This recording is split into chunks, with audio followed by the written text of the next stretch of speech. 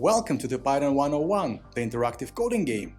This game will teach you to code cool little programs using Python right from the start.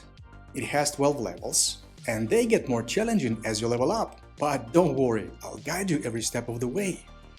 If you wish to skip some levels, you're welcome to do so, but bear in mind that every new level is built upon the previous levels.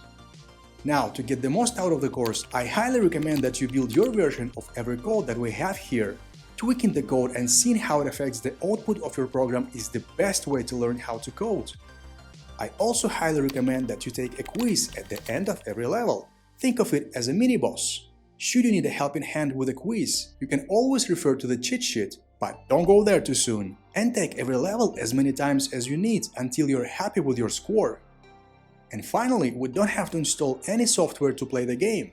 We will use our free Python Online compiler at pythononline.ai. So make sure to bookmark this website. You will find the link in the description.